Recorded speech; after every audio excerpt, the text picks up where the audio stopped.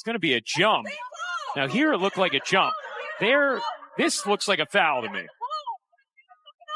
Yeah. Indiana, and you can see Caitlin saying you were right in front of her. Caitlin Clark absolutely lost on the referees after watching Sophie Cunningham get body slammed with no call. This wasn't just a missed whistle. It was a disgrace. A black eye for the WNBA. During Indiana's nail-biting 78-74 win over Seattle, the officiating hit a new low, exposing everything that's rotten at the core of the league. I'm not saying that your job is easy, but when it is a simple call right in front of your face multiple times, what are you doing? What are you doing? What call are you bugged out? All of them. Most? Everything? It's just they're just so inconsistent. That's my thing. If you're on the other team and you're going to be fouling the shit out of me, yeah, cool. But let me do it to you. Yeah. You know what I mean? You want consistency then. Yeah, just give. And I think that's players across the league and new fans across the country. Everyone's what is going on with the refs? And I'm I don't know. Clark has been sidelined for 7 straight games with that nagging groin injury.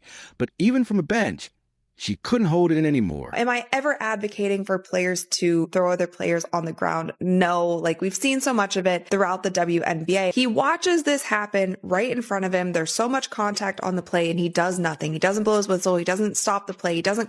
Finally, she erupted. You were standing right there. Why change your mind? Her words cut through the arena, echoing what every fan watching was thinking. The incompetence was staggering. If you're tired of refs ruining games, drop a fiery Sophie in the comments and salute the real ones battling through chaos. We have updates and our recovery's going well. It's just, I think for us staying the course and making sure that we're really diligent about each step that we take and that we don't have setbacks and that we're patient with it. I know she wants to be out here on the floor and we want her out here on the floor, but making sure that she's ready is the most important thing. I still don't know how far we are. We're going to take it one step at a time, one day at a time. Because let's be real, this officiating disaster isn't just a bad night.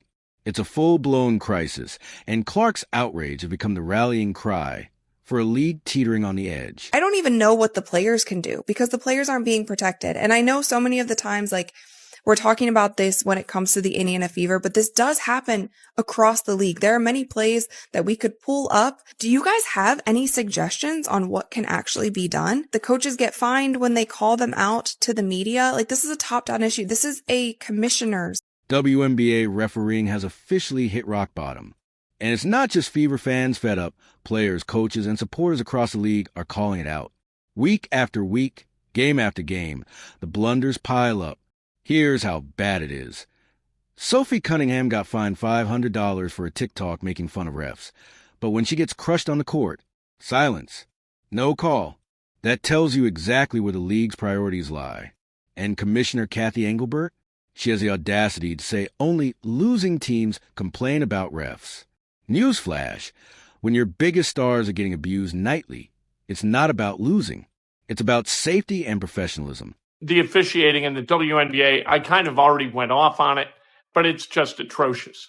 Really, really bad. There have got to be rules to present overt physicality from dominating the game.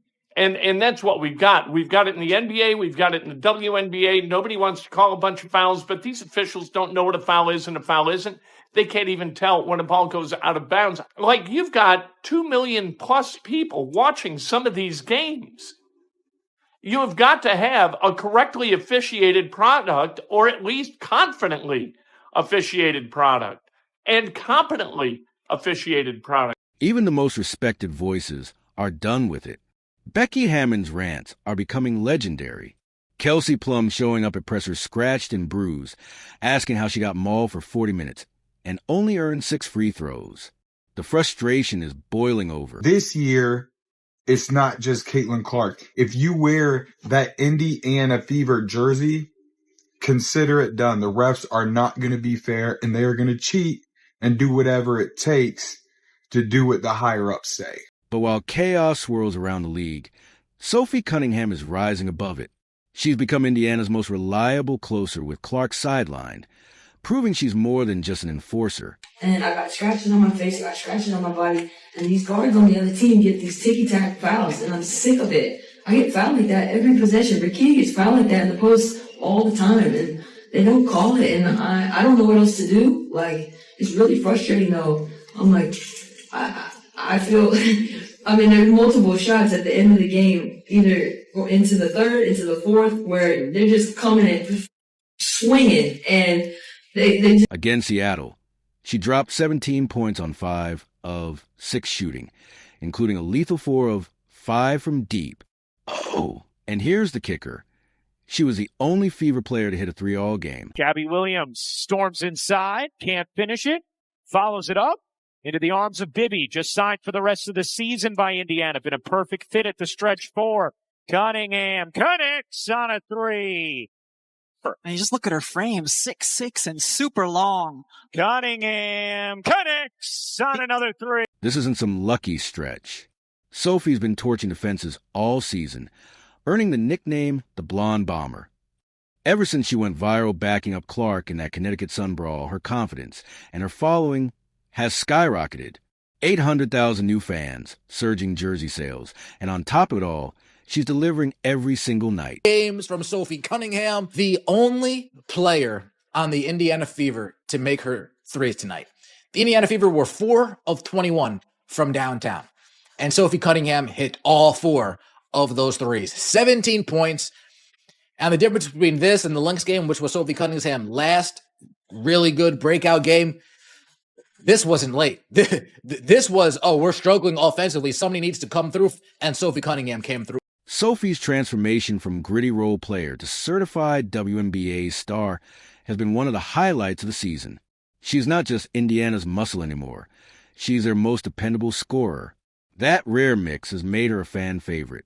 But even her heroics couldn't hide another near collapse from the Fever. Up 12 late, and somehow they almost blew it. Classic Indiana. Sophie the Blonde Bomber. Sophie the Trophy lit it up again tonight. Man, she has been nothing short of spectacular as of late. 5 of 6 from the floor, 4 of 5 from 3, 3 for 4 from the free throw line, 17 points, 2 assists, 5 rebounds. Sophie, the Blonde Bomber, has been on fire. Sophie stepped it up in a big time way. That is what you need. When your best player is out, you need the ancillary pieces to step up and deliver. And that is what Sophie Cunningham has been. They were cruising 55-42 midway through the third thanks to Sophie's hot hand. But the moment they relaxed, everything unraveled. Seattle closed on a 10-2 run, chopping the lead to 4. What should have been an easy win suddenly turned into a panic-filled nail-biter. The Fever did everything possible to blow a game, but still come out with the win. That was a near epic level collapse, folks. Wow, it should have never gotten that close. Lexi Hull, Stephanie White waited till the very, very last minute to put Hull in on defense. She should have been in there from 2 minutes in. 2.5 minutes in on defense. They could not seem to get a big rebound to save their life, and this almost turned into a disaster. The fourth quarter was pure stress. Seattle clawed back, making it 73-72 with 3 minutes left. Every Fever fan felt that pit in their stomach. We've seen this movie before, and usually it doesn't end well. Indiana's chronic late-game meltdowns are becoming their identity. Indiana Fever just almost pushed me to a heart attack. The Indiana Fever nearly blow a 12-point fourth quarter lead. We allow the Seattle Storm to go on an 11-0 run in the fourth quarter. Stephanie White, I keep telling y'all, I don't trust her. I'm sorry.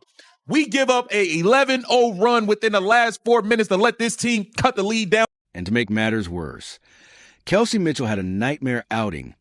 3 for 16 from the field, 0 for 8 from deep. Watching her shoot was like watching someone play piano with oven mitts. Thankfully, Aaliyah Boston stepped up. She put up 16 points, 12 boards, and her personal 9-point run in crunch time is what actually saved the Fever from disaster. Boy, they almost blew it. Nonsensical whistles to stop runs, or how about blowing a whistle to stop the other team's run? Coming out in the second half, I will never back off of this. When you come out in the second half and you start losing leads, that is a coaching issue. I don't care what sport you're in. All right? because what that tells you is the opposing coach went into the second in the halftime, made adjustments. The other team comes out, and they start figuring it out. Well, it's up to your coach. It's up to your coach to make adjustments against that. Boston's resurgence couldn't have come at a better moment. She finally looks like her dominant self again, attacking the rim, locking down the paint, doing the dirty work. And that growth has been critical. Meanwhile, Natasha Howard has quietly been the glue, dropping 21 points and anchoring the team with veteran poise. She's been the steady hand, keeping Indiana from crumbling. No hero ball, no panic, just pure professionalism.